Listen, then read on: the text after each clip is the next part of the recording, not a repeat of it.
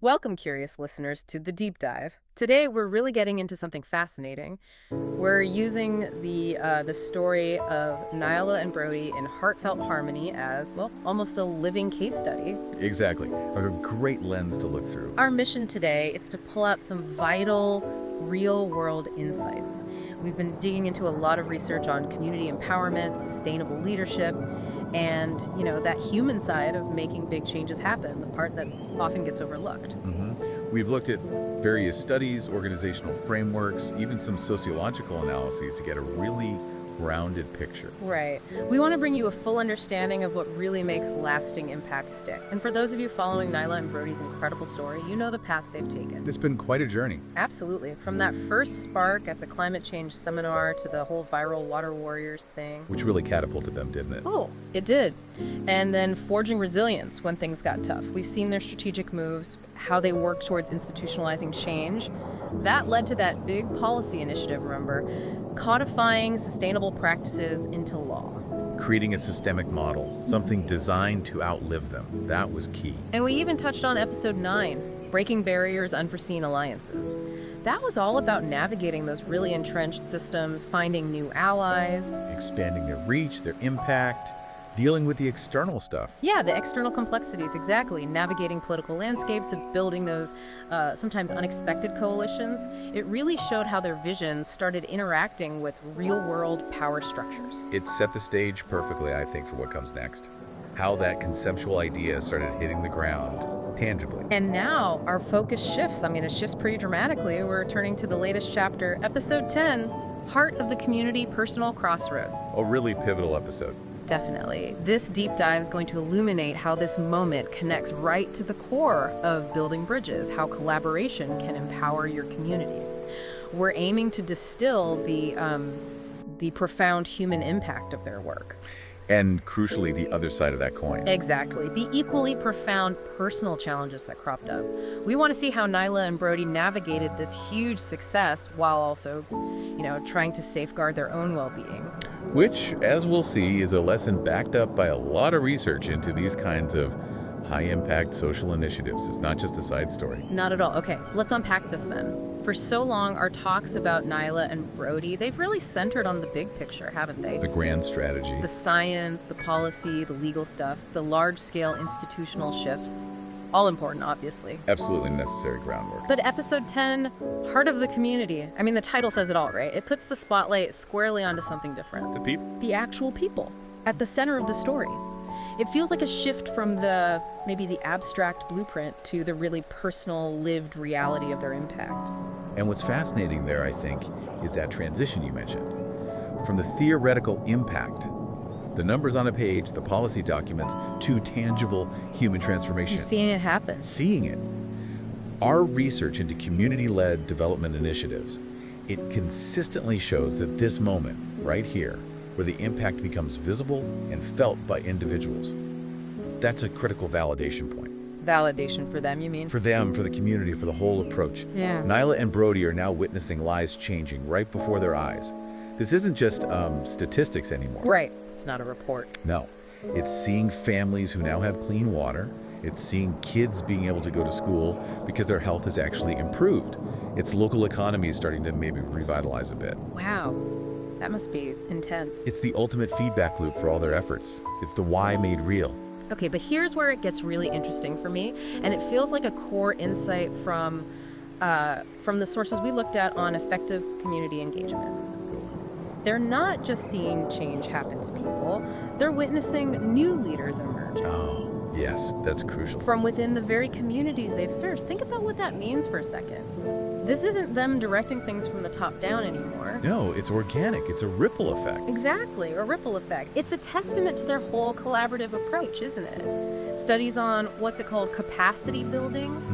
Capacity building and grassroots movements. Right. Those studies emphasize that the real measure of success isn't just, okay, we solved the water problem. It's empowering the local population to sustain the solution themselves. And to become agents of their own ongoing development. Taking the reins. Taking the reins. That's it. And we connect that to the bigger picture, thinking about organizational sustainability. Yeah. This emergence of local leadership. It's not just, a nice, heartwarming outcome. It's more than just feel good.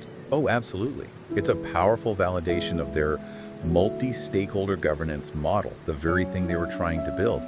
Their earlier efforts, remember, empowering local people, mobilizing that grassroots support. Laying the groundwork. That truly laid the groundwork for these individuals to now step up and take ownership. They understood something fundamental, which you see in effective community organizing frameworks all the time. What's that? That genuine power sharing, active participation, they aren't optional extras. They're non-negotiable if you want long-term resilience. So the change isn't totally dependent on Nyla and Brody always being there. Precisely. It becomes embedded. It's driven by the community's own intrinsic motivation, their own needs and aspirations. Okay, so let's circle back to that guiding principle we mentioned, building bridges. How collaboration can empower your community. This phrase, it's more than just a catchy title for them, isn't it? It feels like a blueprint, really. Yep. And this phase of Nyla and Brody's journey, it just perfectly encapsulates that title. It's almost like episode 10 is the living embodiment of that whole concept. How so? Well, their work now clearly extends beyond just implementing solutions, right? It's fundamentally about empowering individuals, empowering groups to become advocates and leaders in their own right. It's not just helping. No, it's enabling. It's a shift. Our sources on collaborative frameworks, things like the collective impact model, they really underscore this point. Yeah. True community empowerment involves moving from a service delivery mindset. Like, we're here to fix your problem for you. Exactly. Moving away from that towards a co-creation paradigm. Yeah. Let's build this solution together and you'll carry it forward. Co-creation, I like that. They are literally building bridges of connection, bridges for knowledge transfer, bridges for resource access within these communities. Not just bridges to the communities. Precisely. Internal bridges. And this directly embodies that core idea. Collaboration can empower a community, making the change self-sustaining, making it deeply rooted in the local context, the local culture. It feels like the ultimate payoff then, you know? You pour years into the strategic planning, the science, the policy battles. The really hard grind. Yeah. And then you see the community itself almost organically start to take the reins. It's not just one or two charismatic figures stepping up either. No, it sounds like a broader activation. A widespread activation of potential. It's the true power of that shared purpose just manifesting right there. Right in front of them. These communities, they aren't just recipients of aid or policy anymore. They're becoming active agents of their own destiny. Building on the foundations Nyla and Brody helped establish. Proving that the deepest, most lasting change often grows from within. It has to, doesn't it? It really does. This signifies that self-sustaining cycle of change we talked about. It's a concept that's critical if you're looking at long-term impact. The seeds analogy works well here. It does. The initial efforts were like planting seeds, carefully preparing the soil. And now, those seeds aren't just growing, they're producing new seeds. Seeds of leadership, seeds of initiative. So he keeps going. It ensures that the positive changes Nyla and Brody initiated won't just, fade away when they eventually move on or transition to different roles. Which inevitably happens. It does. Instead, as studies in, say, social entrepreneurship often indicate, these changes will continue to evolve. They'll adapt from within the community, becoming a living legacy. A living legacy. That's powerful. It's the ultimate measure of successful long-term impact, really. It's that point where the solution becomes inherently regenerative. It fuels itself. It's fascinating, too, how this mirrors a core idea in, modern organizational development, isn't it? How so? Well, that shift from top-down hierarchical control to more distributed leadership, empowering teams, individuals. Absolutely. Decentralizing power in decision-making. Yeah. Nyla and Brody aren't just creating a policy framework. They're building a human framework for ongoing positive change. A structure for resilience and adaptation. Right, but, and this is a big but, this kind of deep, immersive work, as rewarding as it clearly is, it often comes with an unseen cost, doesn't it? That's the crucial pivot point in episode 10, isn't it? While we're celebrating these incredible triumphs, the emergence of leaders, the tangible impact. That's part of the community part. Exactly. The episode bravely confronts the shadow side of that intense dedication, personal crossroads part of the title. Yeah. And this raises a really important question, one that, frankly, resonates deeply within the whole field of social activism and change making. Which is? Even the most passionate, the most dedicated water warriors like Nyla and Brody, they're not immune. They're not immune to the relentless demands of such a high-stakes mission. Nobody is, ultimately. Nobody. Yeah. The research on things like compassion fatigue or activist burnout, we looked into quite a bit of psychological and sociological studies on this. It's strikingly relevant here. Compassion fatigue, that's when you just get worn down by caring so much. Yeah, essentially, yes. Emotional exhaustion from repeated exposure to suffering or high-stress situations, even when you're trying to help. Episode 10 really delves into this very real human aspect. It shows the immense pressures threatening their individual well-being. Despite their commitment. Despite their unwavering commitment. It's not about lack of passion, it's about the human cost. It's that unseen toll. That's a good way to put it. The sheer exhaustion, maybe. The relentless stress. The constant demands. Leading a movement like this, it's not a 9-to-5 job. Not even close. It's easy to look at the external success, the policy wins, the community changes, and completely forget the internal cost of people driving it. We celebrate the outcomes, but ignore the process fatigue. Yeah. Their mission, while incredibly rewarding, we know it was also incredibly ambitious. And ambition, especially when it's tied to these huge global issues, climate change, community health, it often comes with a hefty price tag. In terms of personal bandwidth, emotional resilience. These basic energy levels. Absolutely. It's a fundamental challenge for so many change makers we see. It makes sense. Precisely. Yeah. When individuals are so deeply invested in something this critical, where the stakes feel like, the future of communities, maybe even the planet, The weight of it all. the lines between work and personal life just completely blur, they dissolve. The urgency of the mission can make you override the signals your own body, your own mind are sending you. Pushing through the pain, the exhaustion. Pushing through until you hit a wall. It leads to burnout if it's not addressed with really deliberate strategies. It's a common trap for incredibly passionate people who feel that weight of the world on their shoulder. That feeling of, if I don't do it, who will? Exactly. It sometimes leads to what some researchers call a superhero syndrome. Superhero syndrome. Yeah, this feeling of an impossible obligation to solve everything yourself, to never show weakness, to always be on. Wow. I can see how that would be draining. Extremely. And episode 10, it specifically highlights them navigating some really crucial elements of their personal lives because of this pressure. Okay, like what? Well, we're talking about their relationships, not just their relationship with each other as partners and collaborators, which is obviously core. But potentially with friends, family. Right. People who might feel neglected or pushed aside because the mission consumes everything. Then there's their health. Physical health. Easy to let that slide. So easy. Chronic stress, lack of sleep, maybe poor nutrition when they're constantly on the road or working late. It takes a toll. Yeah. And of course, self-care. Just basic things. Taking time off, resting, doing things unrelated to the mission. That probably feels like an indulgence, right? A luxury they can't afford. It often does, especially when you believe the world needs saving right now. Our sources, the research we looked at, it emphasizes that these areas, relationships, health, self-care, are often the first casualties of high-pressure, mission-driven work. They get sacrificed on the altar of the mission. That's a good way to put it. And this is such a critical pivot in the narrative because it grounds everything. It grounds these larger-than-life achievements in the very human reality of the people driving the change. Pulls them back down to earth a bit. It reminds us that behind every policy win, every community transformed, there are individuals.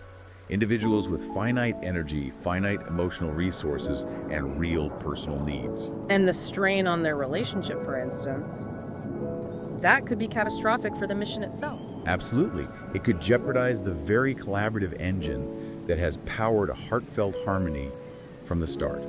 Without a strong personal foundation, without a clear understanding of organizational resilience, but applied at the individual level. Resilience isn't just about the organization, it's about the people in it. Exactly. Even the most robust external structures, the best policies, they can eventually crumble if the people holding them up are under constant, unsustainable pressure. It's such a powerful reminder. Even when you're out there building bridges for the entire world, you have to remember to, check the foundations of your own bridge. Fortify your own supports. You have to maintain your own infrastructure. Yeah. This is where the story really grounds itself in, just human experience. It shows that being a hero or being effective isn't just about grand gestures or pushing through pain. Or superhuman endurance. Right. It's also about the quiet, consistent, sometimes difficult work of maintaining your own well-being when everything feels overwhelming. And recognizing that's not weakness. No, it's not a weakness to admit you're struggling. It's actually a profound act of self-awareness, maybe even strength. That's a lesson you see echoed in leadership development programs everywhere now, isn't it? The importance of self-care for sustainable leadership. Absolutely. And the episode really forces us, I think, to consider the long-term sustainability of activism itself. How do you keep the energy going? How do you maintain the vision for something that might take decades, maybe span the globe, if the key leaders burn out in year 5? That's a huge strategic question. It is. This isn't just a personal issue for Nyla and Brody. It's a strategic imperative for the mission. If they don't navigate these personal crossroads effectively, the mission itself could eventually suffer. Through their diminished capacity, maybe reduced efficacy in their work, lower morale spreading, or even them being forced to step back entirely. Because they just physically or mentally can't do it anymore. Exactly. Professional development research often identifies this leader burnout as a key risk factor for even the most promising social ventures or nonprofits. It can derail amazing work. Okay, so we've seen the problem laid out, the immense pressure, the personal toll, the risks involved.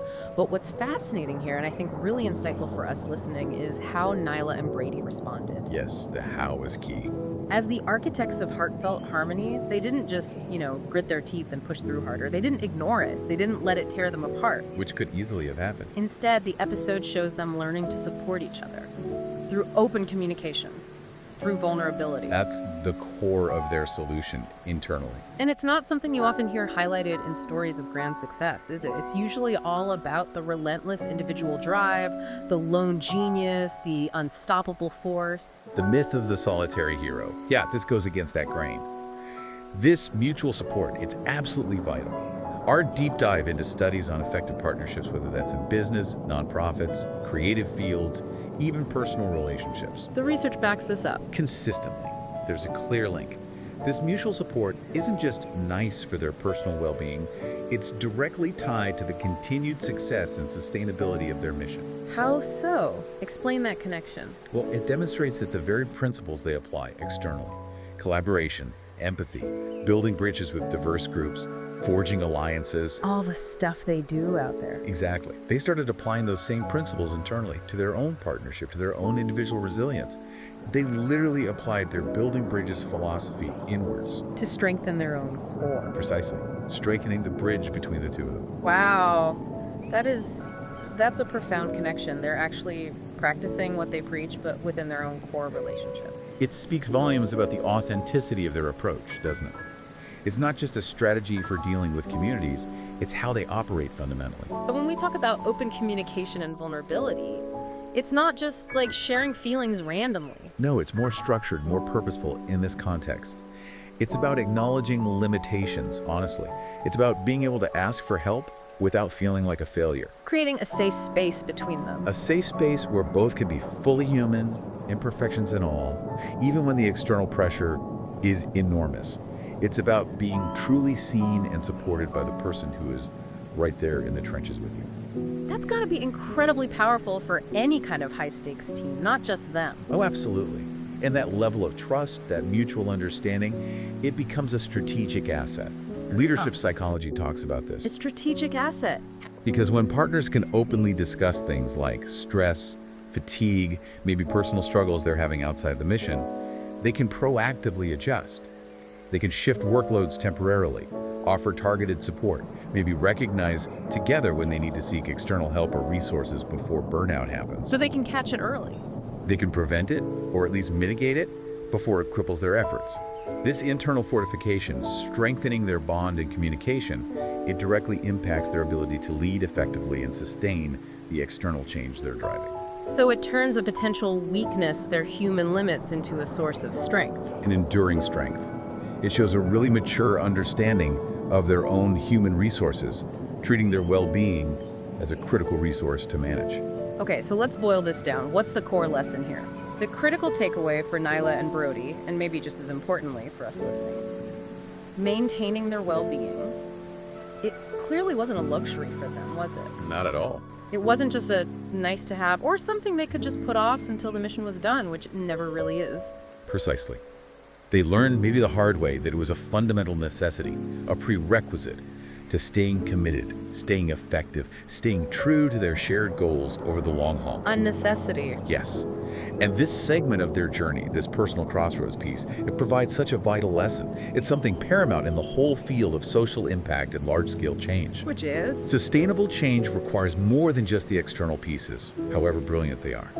More than robust science, clever legal strategies, effective community mobilization. All crucial. All crucial. But it also requires a deep understanding of human dynamics, both within the communities they serve and critically within the core partnership driving the change. You need both the external strategy and the internal resilience. Exactly.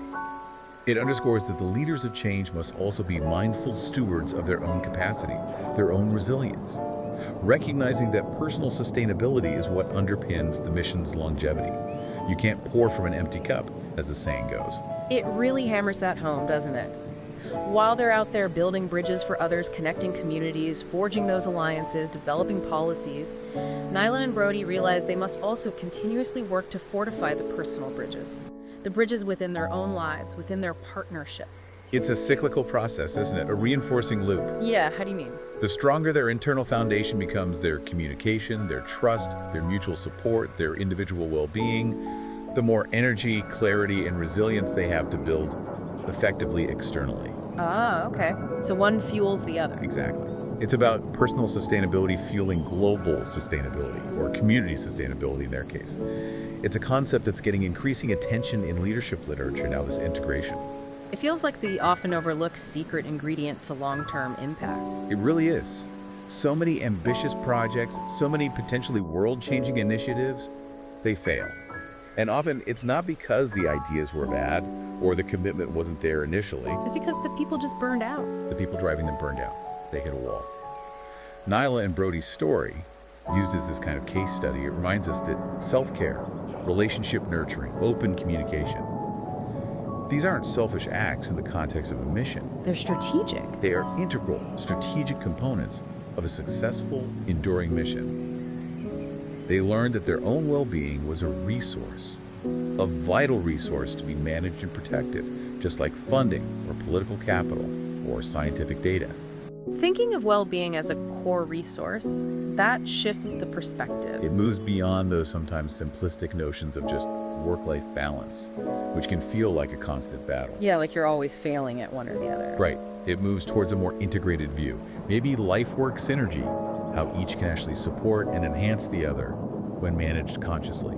And think about the example this sets. It must be powerful, right? Immensely powerful. For those new leaders emerging in the communities they've served, for anyone looking up to them, inspired by their work. It shows that it's okay.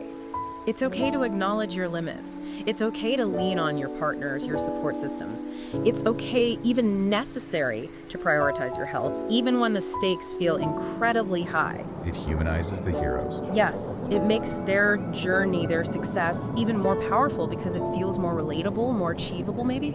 It's not some impossible standard. And it inspires a more holistic model of leadership.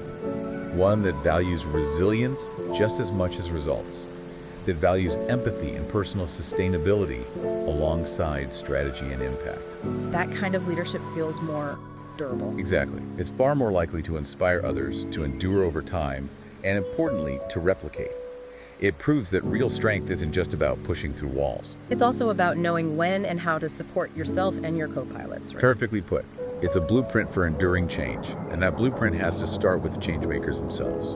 Okay, so this deep dive into episode 10 of Heartfelt Harmony, looking at it through the lens of our research, it really reveals a powerful truth, doesn't it? I think so. True sustainable impact.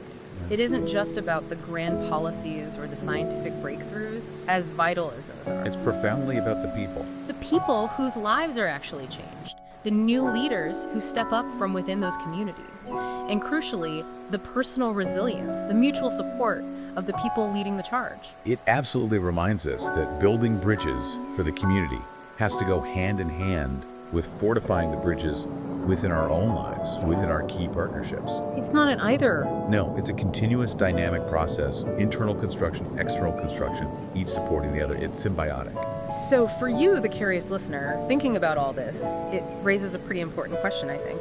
In your own life, your own pursuits, whether they're personal goals or professional ambitions, what bridges are you focused on building for others? And just as importantly, What bridges within yourself or within your key relationships might need some attention, some fortifying, to make sure that your efforts, whatever they are, can truly last and thrive over the long haul. maybe consider how those principles we talked about, collaboration, empowerment, open communication, the things that benefit entire communities, how they might also strengthen your own foundations. Because sustainable impact, as Nyla and Brody's journey really illustrates so vividly, It truly begins with sustainable well-being. couldn't agree more. Thank you for joining us on this continued deep dive into heartfelt harmony. If you're interested in more insights, more explorations drawing from our research, We invite you to like, subscribe, and maybe comment to heart. Let us know your thoughts. We'll see you next time for another deep dive.